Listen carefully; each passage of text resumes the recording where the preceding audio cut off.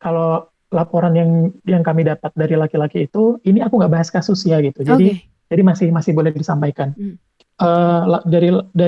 Dari ketiga atau empat laporan itu yang dari laki-laki, eh, mereka mendapatkan kekerasan seksual dari sesama laki-laki kayak gitu. Jadi Oh. regardless orientasi seksual si korbannya, tapi pelakunya adalah dari laki-laki seperti itu.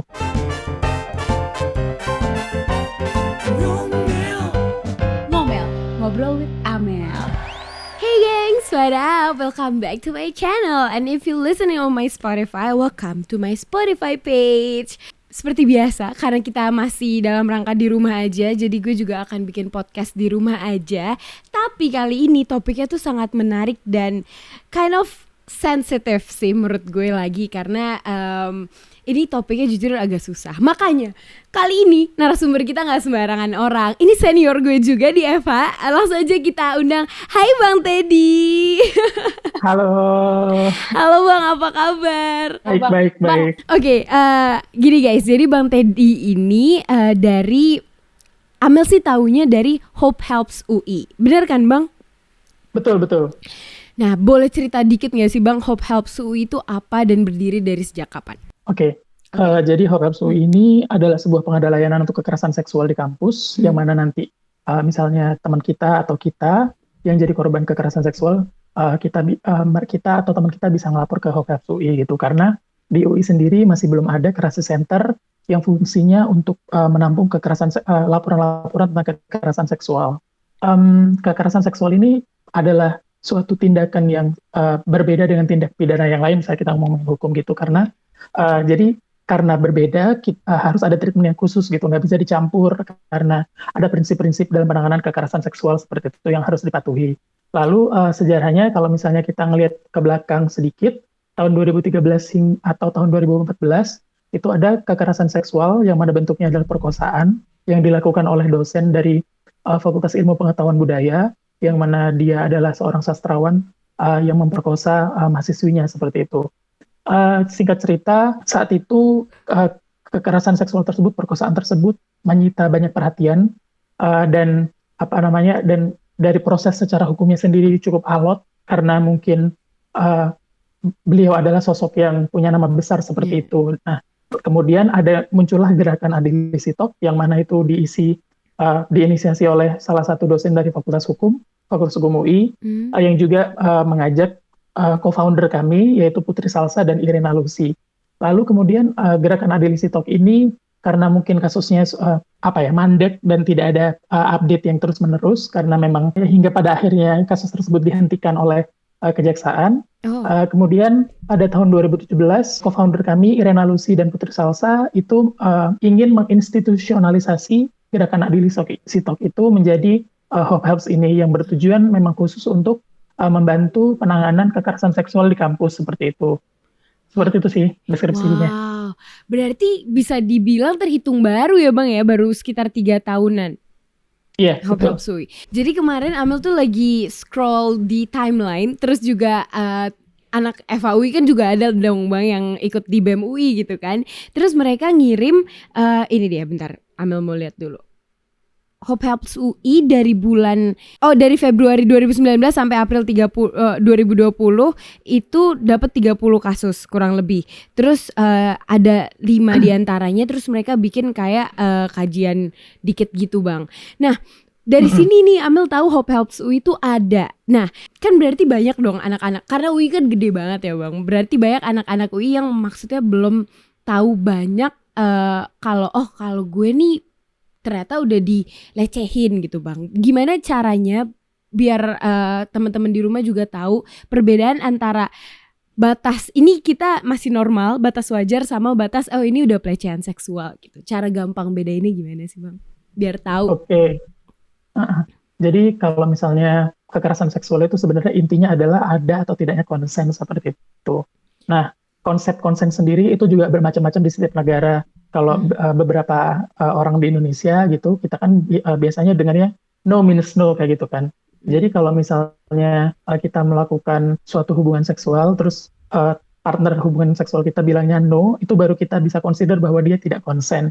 Tapi hal ini dibantah oleh ilmuwan dan juga legal scholars di Amerika, yang mana mereka itu tuh konsepnya yes means yes. Jadi seseorang baru akan dianggap rela atau konsen untuk melakukan hubungan seksual adalah ketika mereka bilang yes, kayak gitu. Oh. Nah, tapi ada masalah lagi nih Hmm. gitu, karena nggak sesimpel itu gitu. Dalam hal ini aku pribadi lebih suka dengan konsep yang dikembangkan di Amerika Serikat bahwa yes means yes, Hmm. tapi juga ada meskipun konsep tersebut cukup baik, tapi tetap ada kritiknya seperti itu. Nah, kritiknya seperti apa?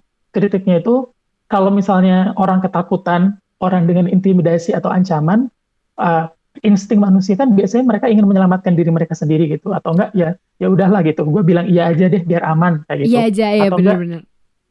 gitu kan. Nah, jadi kita harus lihat lagi tuh kalau misalnya orang bilang yes, itu bukan berarti serta-merta bahwa dia rela untuk melakukan hubungan seksual seperti itu gitu. Jadi yang paling penting kalau misalnya balik lagi menjawab pertanyaan Amel adalah parameternya apa sih, batasnya apa sih, Hmm. itu ada atau tidaknya konsen, yang mana itu harus disampaikan, entah itu dari kalau aku baca, entah itu dari ucapan bahwa ya aku setuju untuk melakukan hubungan seksual, Hmm. atau dari gestur. Nah, tapi kalau dari gestur ini tetap ada kritiknya juga karena kalau dari gestur kan kita tuh apa ya, nggak bisa mentranslasi, kita nggak bisa tahu bahwa oh, orang ini rela kalau dari gesturnya doang kayak gitu. Jadi memang Hmm. informed consent harus disampaikan dan harus memang benar-benar tidak ada ancaman, intimidasi maupun hal-hal yang menekan untuk si orang tersebut kayak gitu sih.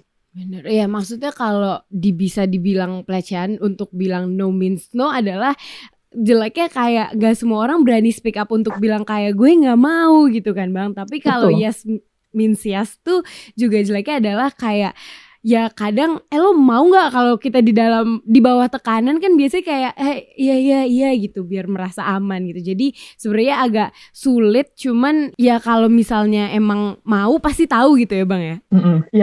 Yang kuncinya adalah uh, orang yang akan diajak hubungan seksual ini harus bilang bahwa ya aku rela Hmm. atau aku mau untuk berhubungan seksual, dan harus dipahami bahwa tidak boleh mengasumsikan bahwa di situ nggak ada ancaman atau apa namanya intimidasi kayak gitu. Jadi memang harus benar-benar make sure bahwa kamu merasa terancam nggak kalau misalnya aku tanya begini, apakah kamu juga mau untuk berhubungan seksual kayak gitu sih. Oke. Pelecehan seksual tuh selalu intercourse atau kayak touching itu juga bisa count as pelecehan seksual sih Bang Oke, sebenarnya. nah uh, beberapa apa ya, kalau misalnya aktivis-aktivis perempuan di Indonesia itu biasanya kita itu refernya ke Komnas Perempuan gitu. Oh. Komnas Perempuan pernah pernah apa namanya mengkategorisasikan bentuk kekerasan seksual yang mana itu ada 15 gitu. Nah, jadi kalau bisa pakai analogi itu kekerasan seksual itu kayak lingkaran yang besar gitu. Hmm. Kekerasan seksual itu lingkaran yang besarnya, dan 15 bentuknya itu titik-titik kecil yang ada di dalamnya. Iya, Jadi kalau kita ngomongin kekerasan seksual itu in general, terus bentuk-bentuknya itu ada macam-macam. Kalau yang tadi Amel bilang, kalau misalnya ada orang yang taci-taci dan si orang yang dipegang itu nggak nyaman, itu bisa disebut sebagai kekerasan seksual. Spesifiknya apa? Itu pelecehan seksual dalam bentuk fisik kayak gitu. Nah, Wow. kalau misalnya yang paling banyak terjadi itu biasanya pelecehan seksual, terus perkosaan, percobaan perkosaan, yang paling banyak itu. Tapi bentuk-bentuk kekerasan seksual yang lain juga banyak kayak gitu sih. Iya, Terus benar-benar. pelecehan seksual juga perlu dilihat lagi, ada yang fisik, ada yang verbal, dan ada yang virtual atau online kayak gitu. Online, iya sih. Sekarang kan udah apalagi zaman udah digital kan Bang, semuanya bisa digitalisasi terutama salah satunya juga cara orang melakukan pelecehan seksual. Nah, faktor dari adanya pelecehan seksual tuh apa sih Bang? Maksudnya kayak ini kan bisa jadi perdebatan yang mungkin sampai sekarang juga nggak selesai-selesai gitu. Ada orang yang bilang kayak, oh ya faktor baju dari korban gitu. Tapi ada juga yang bilang, ya itu karena otak pelaku gitu kan.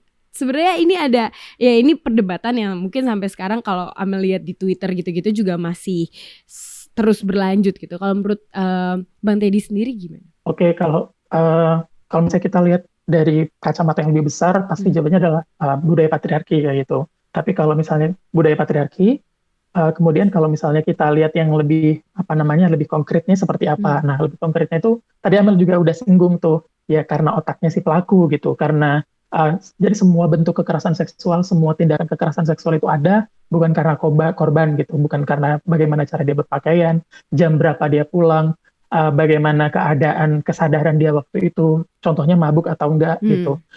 Terus apakah meskipun mereka adalah seorang pasangan misalnya pacaran atau suami istri, bukan berarti dengan hubungan tersebut bisa melegitimasi tindakan kekerasan seksual yang mereka lakukan. Selain itu, yang paling ada dua hal yang kalau misalnya kita bisa lihat lagi adalah itu dari budaya masyarakatnya sendiri gitu. Ada salah satu penelitian yang bilang bahwa kita semua itu adalah makhluk yang seksual gitu. Kayak we all are sexual creature gitu, dan itu adalah hal yang lumrah gitu. Tapi yang paling penting adalah, do we know that our actions itu bisa jadi adalah sebuah kekerasan gitu, kekerasan seksual di atmosfer ini gitu. Nah, hubungannya dengan itu adalah karena kita adalah sexual creature, hubungannya sama budaya. Apakah orang-orang kita itu budayanya permisif terhadap kekerasan seksual atau enggak, kayak gitu. Nah, permisif ini maksudnya mengizinkan adanya kekerasan seksual atau enggak. Kalau misalnya kita lihat nih, mungkin akan agak nyambung dengan faktor lainnya, yaitu hukum. Di hukum di Indonesia itu, kalau misalnya kita lihat di KUHP, itu kan babnya asusila ya, kalau nggak asusila, tentang kesusilaan lah intinya gitu. Nah, banyak sekali aktivis aktivis perempuan dan juga feminis scholar, legal scholar gitu, mereka bilang bahwa norma kesusilaan ini kalau misalnya di bawahnya disematkan tentang kekerasan seksual, itu akan sangat merugikan perempuan gitu. Nah, kenapa kok merugikan perempuan? Karena norma kesusilaan atau norma asusila ini adalah norma-norma yang pada akhirnya dibenturkan lagi ke masyarakat. Masyarakat menganggap ini benar atau salah, masyarakat menganggap ini sopan atau enggak gitu. Jadi kalau misalnya seorang perempuan pulang malam, terus kebetulan dia pakai pakaian yang ketat dan mini, terus dia mendapatkan kekerasan seksual karena adanya norma kesusilaan atau asusila, menurut masyarakat setempat atau masyarakat suatu negara, ya itu nggak apa-apa gitu, karena kesusilaannya si perempuan ini nggak memenuhi karena dia pakai pakaian tersebut dan pulang malam. Kayak gitu sih. Jadi kalau misalnya bisa aku rangkum, yang paling besar adalah budaya patriarkinya, terus kedua tadi Amel juga udah nyinggung tentang otaknya si pelaku, terus ketiga budaya masyarakat, terus yang terakhir adalah hukumnya yang belum cukup mengakomodasi gitu. Benar-benar. Nah, mungkin ini juga kan dari tadi Abang bilang mostly korban dari pelecehan seksual adalah perempuan gitu. Tapi bisa nggak sih Bang, korban dari pelecehan seksual tuh laki-laki? Atau ya mungkin jarang sih terdengar, tapi kan pasti juga sekarang tuh cowok juga ya, maksudnya dari dulu cowok juga punya feelings kan, dan pasti mereka juga adalah rasa nggak enaknya kalau misalnya perempuannya nyuruh-nyuruh atau kayak megang-megang gitu-gitu Bang. Bisa nggak sih sebenarnya pelecehan seksual dilakukan oleh perempuan terhadap laki-laki? Pertanyaannya bisa gitu. Okay. Aku sendiri nggak tahu berapa banyak datanya, tapi memang kalau misalnya pelakunya perempuan terhadap laki-laki pasti ada gitu. Dan tapi I cannot name how many is the number gitu. Okay. Yang paling kita bisa lihat paling gampang deh gitu. Misalnya Pangeran Brunei Darussalam, yang mana foto-fotonya itu di komen-komen. Nah, iya, paling baru ya Bang ya, di TikTok, di Instagram, Prince Martin guys, kalau kalian tahu. Iya benar. Jadi itu kan banyak tuh yang komen-komen rata-rata perempuan, terus mereka melontarkanlah komen-komen yang atmosfernya seksual kayak gitu. Jadi itu juga pelecehan seksual secara verbal gitu, dan kita kan nggak tahu si orang yang menerima komen tersebut nyaman atau enggak kayak gitu. Jadi karena kita nggak tahu dia nyaman atau enggak, safe to say jangan lakukan itu kayak gitu sih. Benar, iya sih. Terus, benar banget ya. Sebenarnya tapi kalau di Hope Helps UI mostly memang korbannya dari perempuan, maksudnya korbannya perempuan gitu Bang. Dari aku belum tadi kan aku sempat bilang aku masih belum direkap lagi dari postingan BEM itu tadi. Itu kan ada 30, aku lupa 30 berapa ya yang notice itu sekitar itu. 31, sekitar 31 sampai 37-an kayaknya Bang. Tadi yang ada di post BEM itu ada perkembangan lagi yang mungkin sekarang jadi 35 sampai 37 karena dari keseluruhan laporan itu kalau nggak salah itu ada 3 laporan dari laki-laki. 3 atau 4 laporan dari laki-laki kayak gitu. Nah, Tapi cukup menarik di sini gitu. Kalau laporan yang kami dapat dari laki-laki itu, ini aku nggak bahas kasus ya gitu. Jadi Oke. masih masih boleh disampaikan. Hmm. Dari ketiga atau empat laporan itu yang dari laki-laki, eh, mereka mendapatkan kekerasan seksual dari sesama laki-laki kayak gitu. Jadi Oh. regardless orientasi seksual si korbannya, tapi pelakunya adalah dari laki-laki seperti itu. Nah, kebanyakan kalau misalnya kita konteksnya kekerasan seksual dalam kampus, eh, apa namanya seperti itu faktanya gitu. Agak jarang ditemukan bahwa eh, perempuan yang menjadi pelaku terhadap laki-laki. Itu cukup jarang kalau misalnya konteksnya di kampus. Tapi kalau misalnya kita lihat dalam perspektif yang lebih luas, misalnya uh, korbannya adalah anak kecil, Hmm. itu cukup banyak gitu. Misalnya uh, perempuan yang melakukan kekerasan seksual terhadap anak di bawah 18 tahun itu ada. Terus tapi yang paling banyak tetap pelakunya laki-laki terhadap anak laki-laki yang di bawah 18 tahun gitu sih. Oh my god. Nah, Hope Helps UI ini kan sendiri menjadi wadah untuk ya korban-korban bercerita gitu bang. Selain untuk speak up, karena mungkin mereka mostly pada nggak berani speak up gitu. Selain untuk bercerita dan mencari bantuan, apa saja sih bang yang bisa dilakukan oleh para korban pelecehan seksual yang mungkin ada yang belum berani ataupun yang sudah berani untuk apa ya? em, Be- ya untuk menangani kasusnya gitu loh bang maksudnya. Oke, oke. Yang bisa dilakukan sama korban yang pertama mungkin adalah uh, mereka atau kita semua harus menyadari bahwa segala kekerasan seksual yang kita terima itu tuh bukan salah kita gitu. Itu dulu yang perlu diinternalisasi, yang perlu dipahami. Soalnya banyak banget korban yang merasa bahwa oh ini emang salah gue gitu. Kenapa gue nggak bilang enggak gitu dan Hmm. lain-lain. Segala mereka nyalahin diri mereka sendiri dengan alasan berbagai macam gitu. Terus yang kedua, ketika mereka sudah melewati masa-masa itu atau enggak ketika mereka nggak menyalahkan diri mereka, mereka bisa reach out ke temennya atau orang-orang yang mereka percaya kayak gitu karena support group itu menurut aku pribadi adalah hal yang primer, hal yang utama yang perlu didapatkan oleh korban gitu.